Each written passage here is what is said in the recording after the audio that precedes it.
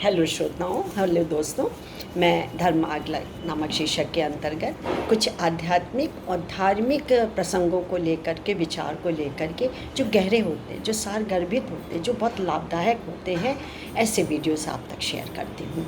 तो यही संदेश मेरे को विशेषकर किशोर वर्ग और युवा वर्ग तक फैलाना होता है, पहुँचाना होता है कि जीवन में धर्म मार्ग से उत्तम कोई भी चीज़ नहीं। एक बार अपना के देखिए, फिर कठिन परिस्थितियों में भी आप विचलित नहीं होंगे। तो चलिए, मैंने एक शीर्षक निकाल के रखा है जिसको हम तक पहुंचाया है डॉक्टर जयप्रकाश शुक्ल जी ने।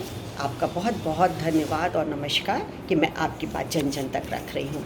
और आज का शीर्षक आपने दिया है कर्म और योग। योग शब्द का अर्थ है जोड़ना। परम पिता परमात्मा की स्मृति द्वारा अपना संबंध परमात्मा के साथ जोड़ना ही योग है। निष्काम भाव से कर्म किए जाना ही कर्मयोग नहीं है, बल्कि कर्म करते हुए परम पिता परमात्मा की स्मृति को धारण किए रहना ही कर्मयोग का अभ्यास करना है। लोग कर्म तो सभी करते हैं, परंतु साथ साथ योग नहीं करते। अतः कर्म करते हुए बुद्धि को इधर उधर लगाने के बजाय परम पिता परमात्मा की स्मृति में लगाए रखना भी कर्मयोगी बनना है। कर्मयोगी बनने का अर्थ केवल निष्काम कर्म करना ही नहीं। क्योंकि प्रत्येक कर्म के पीछे मनुष्य के मन में कोई ना कोई कामना तो रहती ही है। यह कामना शुभ या अशुभ हो सकती है। योगी के मन में परम पिता की स्मृति के आनंद की कामना, या विकर्मों को दग्ध करने की कामना, या मुक्ति या जीवन मुक्ति पाने की कामना तो होती ही है। लेकिन कामना के बिना तो मनुष्य योगी भी नहीं बन सकता है। अतः कर्मयोगी भी कामना रहित नहीं होता। वह शुभ कर्मों को अपनाकर कर्तव्य समझकर करता चलता है, पर इस बात का भी ध्यान रखता है कि मन की लगन परमात्मा से लगी रहे, क्योंकि वह जानता है कि देह के सभी संबंध तो विनाशी होते हैं। आत्मा के अविनाशी संबंध तो परमात्मा से हैं, जिससे हमें प्रीति जोड़नी है।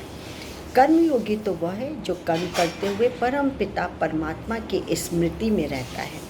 केवल बुद्ध योग ही ऐसा योग है जो कर्म करते हुए भी हो सकता है। योग मनुष्य के हाथ में लगाम का कार्य करता है। जिसका परमात्मा के साथ योग होता है, उसे परमात्मा से प्रेरणा मिलती है कि क्या करना है और क्या नहीं करना है। दूसरे उसे शक्ति मिलती है, जिससे वह मन को उल्टा कर्म करने से, अर्थात उल्टे रास्ते पर जाने से रोक लेती है। यदि मनुष्य का योग परम पिता परमात्मा से ना होता तो अशुद्ध संकल्पों को रोकना कई बार असंभव हो जाता है। योग के बिना मनुष्य के कई बार कर्म विकर्म बन जाते हैं। योग के बिना किए गए विकार युक्त कर्म दुख देने वाले हो जाते हैं। यदि मनुष्य को योग परमात्मा के साथ हो तो इंद्रियां उसके वश में रहती हैं। कर्मयोग का भाव है मनुष्य कर्म भी करे और साथ साथ परमात्मा से योग भी अपने को जोड़ ले, योग युक्त कर ले। हाथ से कहा भी जाता है कि हाथ से काम करो पर दिल से प्रभु को याद करो। इस युक्ति से कर्म सुकर्म ही बनते हैं। यदि हम दिल से प्रभु से आराधना प्रार्थना याद करें, मन में बैठा लें कि हमारे अंतर मन में प्रभु हैं, तो हर बिगड़े काम सुधर जाएंगे, अच्छे हो जाएंगे। तो बहुत ही गहरे विचार होते हैं जो आप तक मैं पहुंचाती हूँ।